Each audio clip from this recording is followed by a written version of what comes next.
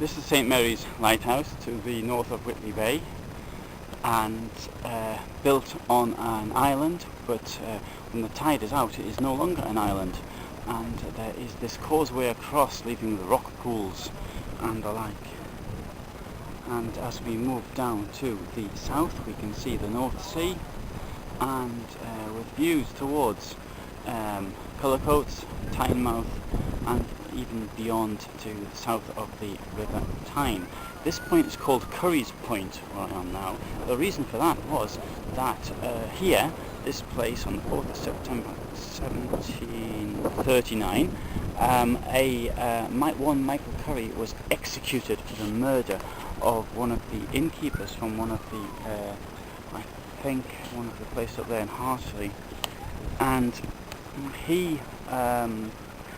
his body was left here in a gibbet so everybody could see what had happened and what happens if you misbehave yourself around killing people. And this, ever since then, it's been called Curry's Point, so lasted 270 years.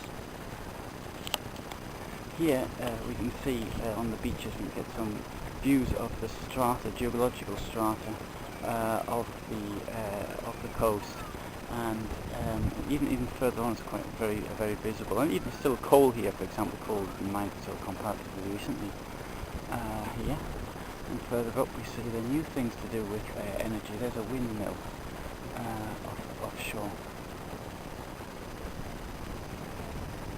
Now the White Lighthouse is no longer in use as a lighthouse, but it was used, I believe, for around 100 years.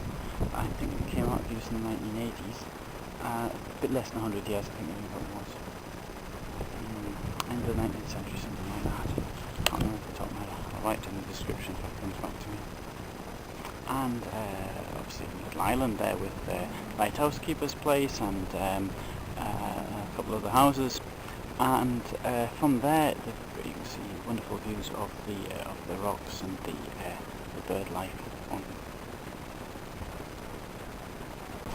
So this is the easterly side of St Mary's Island. I'm looking at it from the place where the lighthouse is, and this island in fact was first inhabited by the monks from Tynemouth Priory, which is down there, can't be seen any longer, and there's a little chapel here. And before the lighthouse was actually put up here, somebody wanted to live here. He asked the local landlord, and he let him, but he had a dispute with somebody, and so he got kicked off, and that was about 1895, and in the following year the lighthouse was built.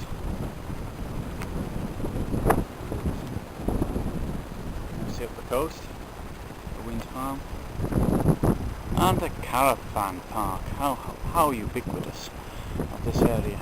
And what really nice can be here is the bird life. You see the cormorants all lining up. Sometimes you can't see them now, probably knew I was coming. You've got also the waders as well, oyster catchers, knots, sandpipers and things like this. Not today though, just a couple of herring gulls.